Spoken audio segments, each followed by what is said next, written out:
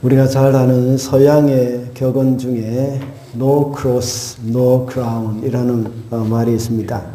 이 고난의 십자가가 없으면 영광의 면류관도 없다는 말이죠.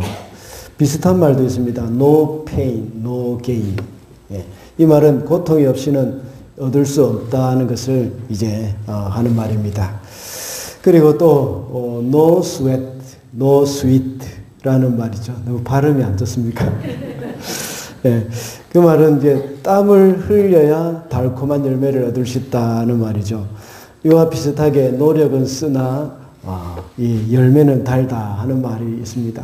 우리가 옛날에 공부하면서 늘 책상 위에 이렇게 딱 적어놓고 열심히 공부하려고 마음먹던 그런 문구죠.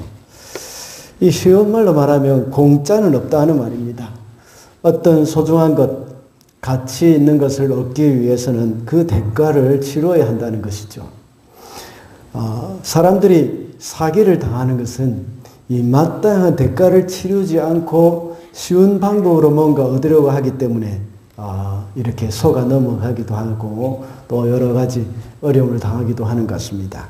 그래서 사기꾼들은 그런 사람들을 많이 노리고 있다고 합니다. 작년에 한국에서 정말 한국의 이 희대의 사기꾼 이야기가 있었지 않습니까?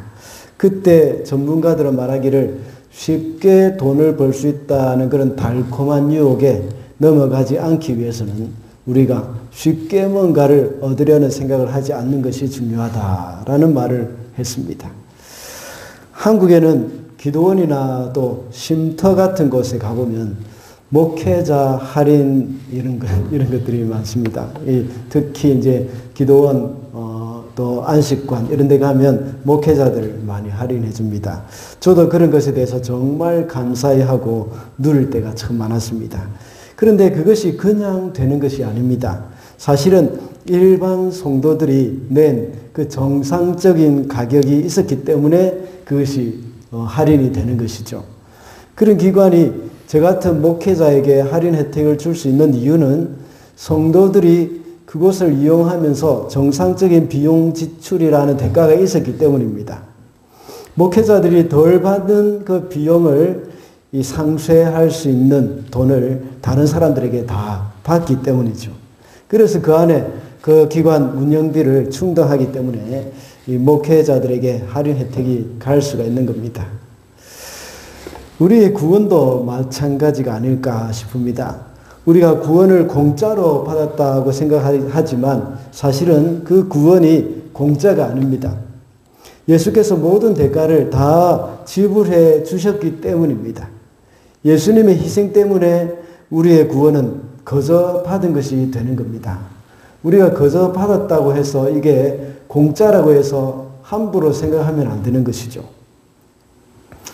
이번 주간에 우리는 계속해서 고난주간 특별 기도회를 하면서 이사야서 53장 말씀을 보고 있습니다.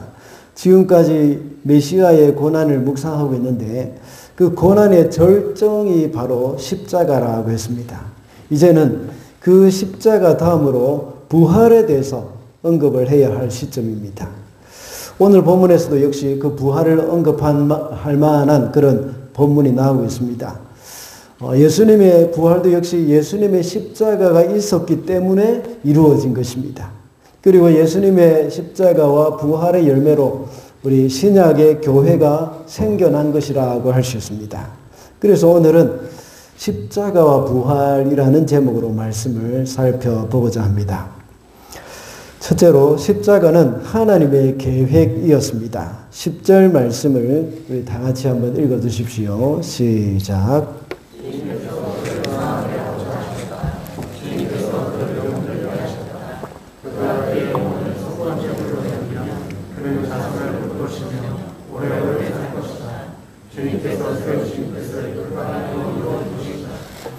아멘. 어제까지 메시아의 고난에 대해서 말씀을 했습니다. 그리고 오늘 본문인 10절에서는 그렇게 하도록 계획하신 분이 하나님이시라는 것을 밝히고 있습니다. 하나님이 메시아를 상하게 하셨고 병들게 하셨다고 말씀하고 있습니다. 여기서 병들게 하셨다는 말은 개역개정에서 질고를 당하게 하셨다 하는 말로 번역이 되어 있습니다. 지난 화요일날 살펴본 3절 말씀에 병을 앓고 있었다는 말과 동일한 구절입니다. 동일한 그런 말씀입니다. 그때 우리는 실제로 그 병을 달고 살았다 하는 그런 말로 해석하지 않는다고 했습니다. 사람으로서 감당하기 어려운 정신적인 고통과 육체적인 고난 가운데 있었다. 그 가운데 질병도 포함될 수도 있는 것이죠. 그런데 메시아가 당한 모든 고난이 다른 악한 자들에 의해서 비롯된 것이라고 생각을 하겠지만 그것은 하나님의 계획이라는 사실입니다. 물론 하나님이 그 사람에게 그렇게 악한 짓을 하라고 시킨 것은 아닙니다. 그렇지만 악한 자들이 그런 행동을 악한 자들이 행한 그 행동을 하나님이 이용하신 것이라고 할 수가 있습니다. 그렇다고 해서 그들의 악한 행동을 악한 행동을 하지 않았으면 하나님의 주님의 십자가는 없었으니까 그들에게 상을 줘야 하지 않겠느냐 하는 그런 생각도 할 수도 있습니다. 그러나 이것은 궤변이죠. 잘못된 생각입니다. 그들의 악함은 하나님으로부터 심판을 받아야 할 일입니다. 하나님의 선한 일도 하나님의 뜻 가운데서 사용하시지만 인간의 악함이라고 해서 하나님이 하셔야 할 일을 못하시는 것은 아닙니다. 하나님은 무슨 일이든지 하실 수 있는 분이십니다. 그래서 어떤 일이 일어나든지 그 일을 통해서 하나님의 뜻을 이루시는 분이심을 우리는 명심해야 하겠습니다. 주님의 십자가도 역시 이 모든 일을 통해서 역사하신 하나님의 계획이었다는 사실을 우리는 알아야 합니다. 하나님은 그리스도의 그 대속의 십자가를 통해서 인류를 구원하실 계획을 하고 계셨습니다. 그래서 때가 찼을 때에 그 계획을 실행하신 것이죠. 이렇게 생각할 때 우리도 역시 우리의 삶 가운데 일어나는 모든 불행이나 고난이나 슬픔 또는 분노가 일어나는 일들에 대해서 우리는 보는 시각을 달리 해야 하는 겁니다. 그때마다 우리가 해야 할 생각은 하나님이 그렇게 하셨다 하는 생각입니다. 하나님이 그리스도를 고난받게 하셨다 하는 생각과 같이 하나님께서 이 모든 일들을 행하셨다 하는 생각을 우리에게는 할 필요가 있다는 겁니다. 언젠가 제가 욥기를 강의할 때에 드린 말씀이 있습니다. 사탄이 욥에게 있는 모든 것을 다 가져가 버렸습니다. 모든 재산이나 자식들까지 가져가 버렸습니다. 얼마나 슬픈 일이며 또 낙심할 수밖에 없는 일입니까? 그렇지만 욥은 고백을 합니다. 주신 자도 여호와시요 취하신 자도 여호와시다라고 했습니다. 그런데 여기까지는 많은 사람들이 할 수 있는 말이죠. 사탄이 우리에게 기대하는 말, 그 말은 어떤 말입니까? 하나님이 주셨다가 하나님이 가져가셨다. 그 다음에 그래서 이제는 나는 하나님을 저주할 거야 라고 말하기를 사탄은 아주 기대하고 있습니다. 그러나 욥은 여호와의 이름이 찬송을 받으실지어다 하고 말씀하고 있습니다. 하나님이 주셨고 하나님이 가져가셨으니까 하나님의 이름이 찬송을 받으시기를 원합니다 하는 그런 고백을 욥이 했던 겁니다. 예수님도 그렇게 하셨습니다. 비록 악한 가룟 유다가 예수님을 배반했고 악한 자들이 예수님을 십자가에 못 박았지만 예수님은 아버지의 뜻이라고 생각하셨습니다. 그래서 기꺼이 그 잔을 마시게 되신 것입니다. 이와 같이 십자가가 하나님의 계획이라면 우리 삶 가운데 일어나고 있는 여러 가지 힘겨운 상황과 고난도 역시 하나님의 계획이라는 사실을 우리는 기억을 해야 합니다. 많은 사람들은 나에게 왜 이런 일이 생길 것일까 하며 절망하면서 하나님으로부터 돌아서는 경우도 있습니다. 그러나 우리는 하나님이 그렇게 하셨다라는 사실을 기억해야 합니다. 하나님이 그렇게 하셨으니 하나님이 책임져 주실 거야. 이런 믿음이 우리에게 있어야 하는 겁니다. 그것이 바로 욥의 고백입니다. 사자는 욥이 하나님이 이렇게 하셨다 하면서 하나님을 저주하고 하나님으로부터 돌아서는 것을 이 사탄은 원합니다. 그러나 욥은 정반대로 행동을 했죠. 하나님이 이렇게 하셨다. 하나님이 찬양을 받으실지니이다. 하고 고백을 합니다. 그리고 그는 묵묵히 자기에게 있는 그 고난들을 다 받아내고 견디어냈던 겁니다. 예수님의 십자가를 통해서 우리의 모든 저주스러운 삶, 이것이 이제 끝이 나게 된 겁니다. 지난 며칠 동안 우리가 말씀을 통해서 읽었던 것 같이 예수님의 십자가로 우리의 허물과 죄악이 용서받았습니다. 주님의 십자가 때문에 우리가 평화를 얻게 되었고 나음을 입었습니다. 주님은 십자가로 인하여서 우리가 누리게 될 복을 생각하면서 주님은 견디셨고 또 묵묵히 그 십자가를 지고 가셨습니다. 그러나 우리가 지고 가야 할 십자가는 주님의 십자가와는 완전히 다른 것입니다. 다만 하나님의 뜻을 이루기 위한 희생과 헌신 그리고 권리 포기라는 측면에서는 동일합니다. 그러나 십자가가 고난으로 연결되어질 때에 주님이 지고 가신 십자가의 고난은 우리의 구원을 위한 것이었습니다. 그렇지만 우리가 지고 갈 십자가는 그런 차원이 아닙니다. 우리가 당하는 그 고난의 십자가로 할 때 그 십자가는 우리의 옛 자아와 죄악된 본성을 버리고 주님의 성품을 닮아가는 그런 연단의 과정이라고 할 수가 있습니다. 또는 우리가 더욱더 거룩하게 되어져가는 수단이 바로 그런 고난이라고 볼 수가 있습니다. 그래서 우리 삶 가운데 일어나는 여러 가지 불합리하다고 여겨지는 것에 대해서 하나님이 그렇게 하셨다 하고 생각을 해야 합니다. 그래서 그런 일이 있을 때마다 우리는 하나님, 이 일을 통해서 나에게 무엇을 가르치기를 원하십니까? 하고 물어보시기를 바랍니다. 아마 많은 부분에서 우리의 성품을 더 잘 다듬는 기회로 삼기를 원하실 것입니다. 그래서 특별기도회 첫날 나눈 말씀과 같이 하나님의 테스트라고 생각을 해야 하겠습니다. 그것이 바로 우리가 십자가를 지고 가는 방법이라는 사실 기억을 해야 합니다. 그렇게 할 때 우리는 한결 수월하게 그 십자가를 잘 견뎌낼 수 있을 줄로 믿습니다. 둘째로 부활도 하나님의 계획이었습니다. 11절 말씀 읽어주시겠습니다. 시작.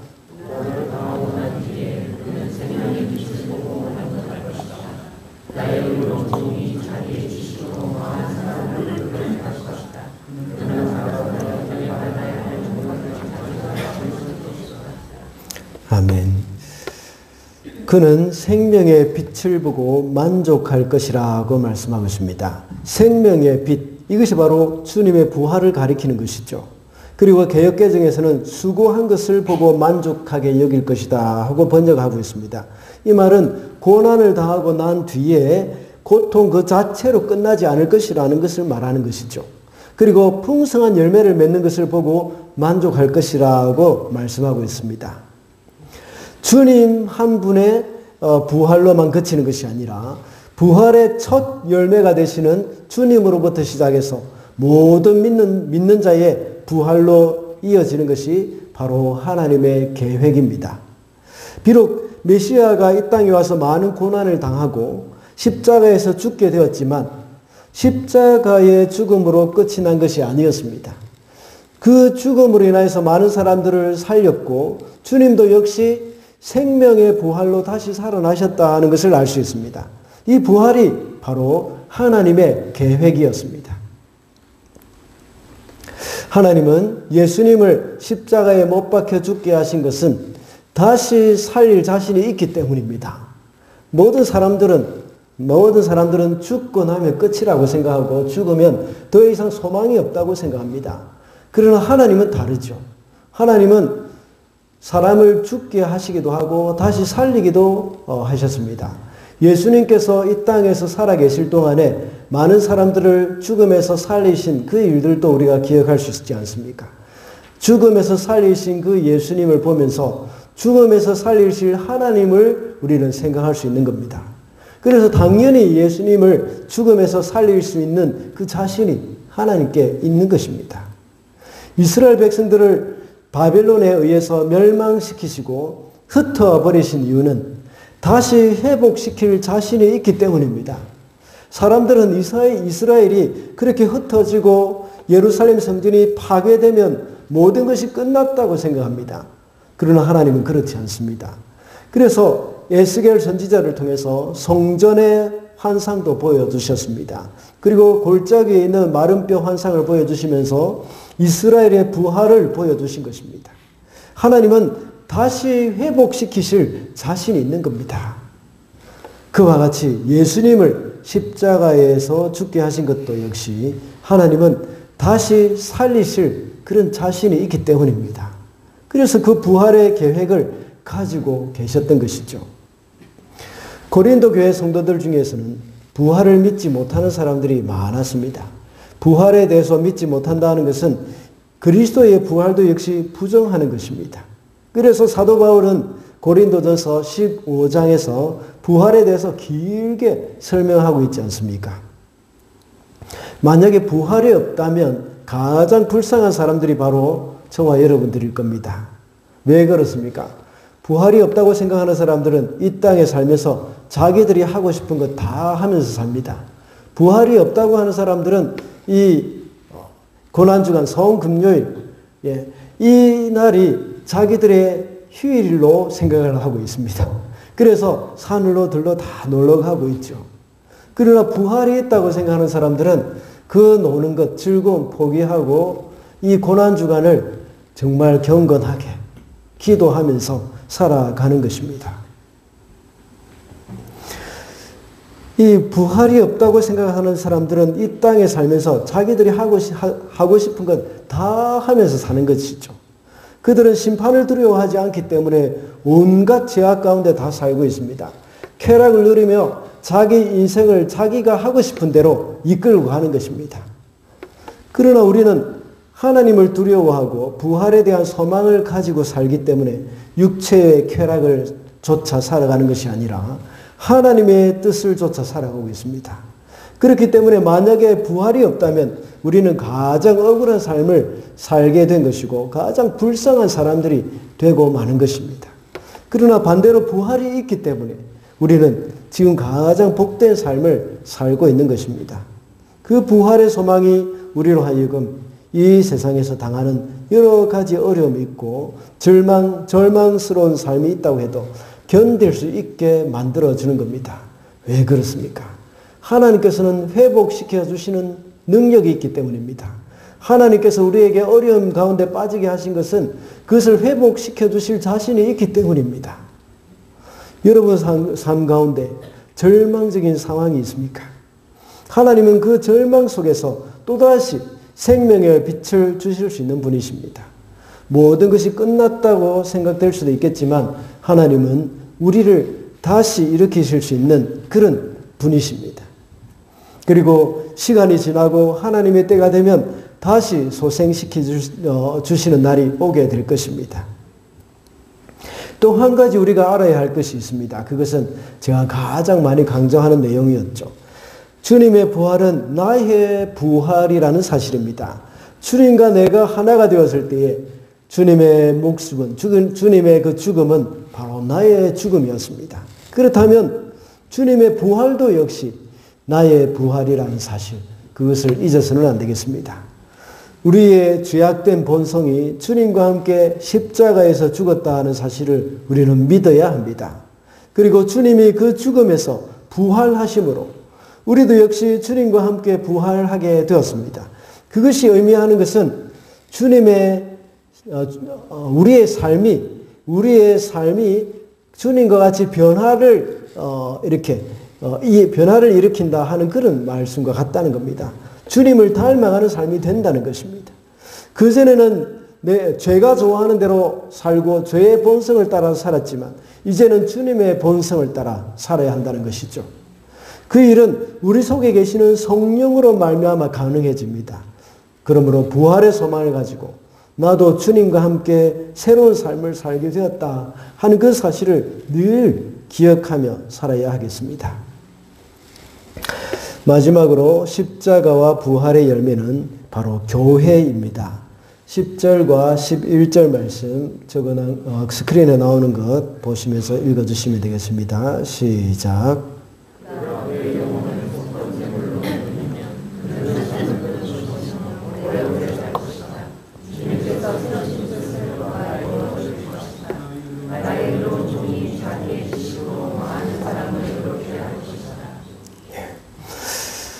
방금 읽은 11절에서는 많은 사람을 의롭게 할 것이라고 말씀하고 있습니다.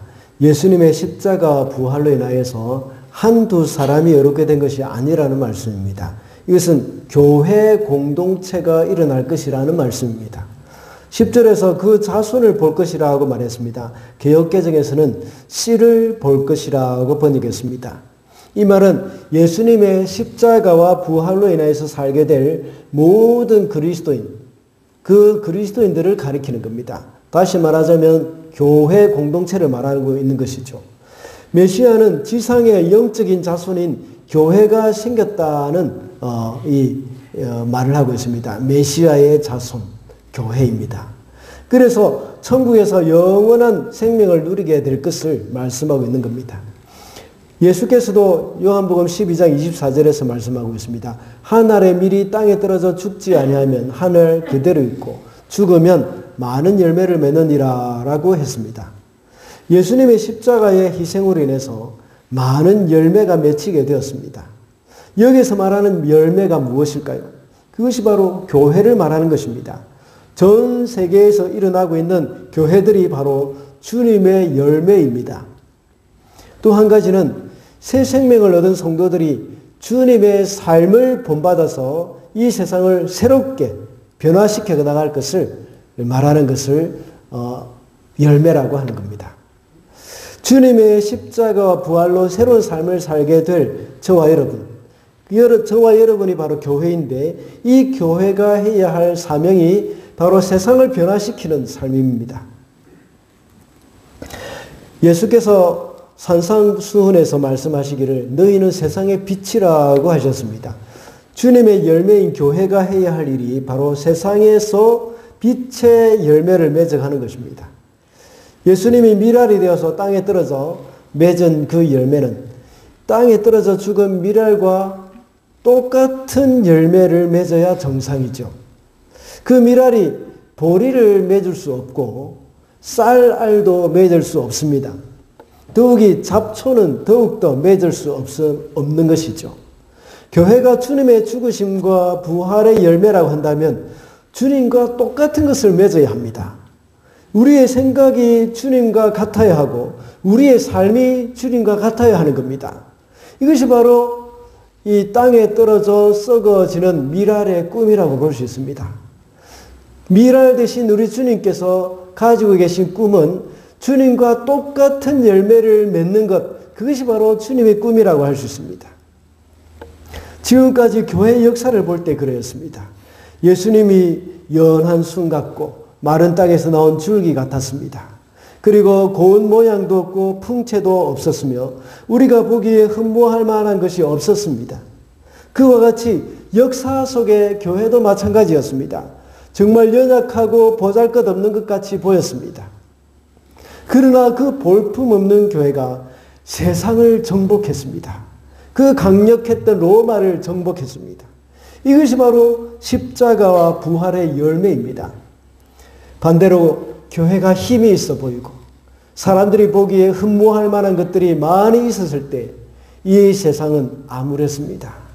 그리고 교회는 세상으로부터 지탄의 대상이 되었습니다.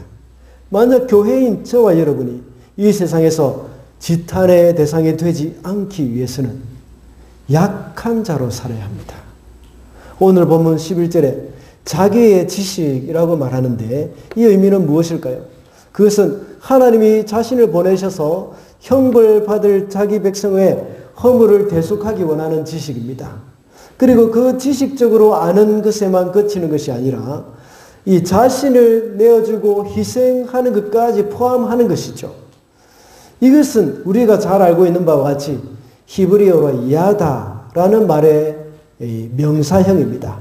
야다, 알다. 그 말이지 않습니까? 대속에 대한 하나님의 뜻을 머리로만 아는 것이 아니라 우리 마음 깊이 동의하면서 삶으로 살아가는 것, 그것을 말하는 것입니다. 이렇게 메시아는 자기의 지식을 삶으로 옮긴 분입니다. 그렇다면 우리도 머리로 아는 바를 삶으로 옮겨야 하는 겁니다. 그래서 아까 제가 말씀드린 것처럼 우리는 약한 자로 살아야 한다는 겁니다. 우리가 알고 있는 메시아와 같은 삶을 살아야 한다는 겁니다. 연약한 양으로 살아야 합니다. 도수장으로 끌려가면서도 잠잠한 양과 같이 털 깎는 자 앞에서 잠잠한 양과 같이 살아야 하는 것입니다. 이 세상의 많은 사람들은 강한 들짐승으로 살아가고 싶어 합니다. 자신의 힘을 과시하고 싶어 하고 자신의 능력을 드러내고 싶어 합니다. 그러나 그렇게 교회가 살아가고 교회가 그렇게 되어질 때에 세상은 암울해지기 시작합니다. 교회는 힘을 잃기 시작하는 것입니다. 그러나 주님의 십자가와 부활로 맺어진 열매인 저와 여러분은 주님과 똑같아져야 하는 겁니다. 그래야 우리도 이 땅에서 죽어져서 주님과 같은 또 다른 열매를 맺을 수 있다는 사실 우리는 명심해야 합니다. 그렇게 함으로 우리는 이 세상을 다시 바꾸어가고 변화시켜가는 그런 능력이 생기게 될 것입니다. 말씀을 맺겠습니다. 오늘은 십자가와 부활이라는 제목으로 말씀을 살펴봤습니다. 십자가와 부활은 하나님의 계획이었습니다. 그리고 십자가와 부활의 열매가 바로 교회라고 했습니다. 주님의 열매로서 주님과 똑같은 삶을 살아가는 저와 여러분이 되시기를 바랍니다. 기도하겠습니다.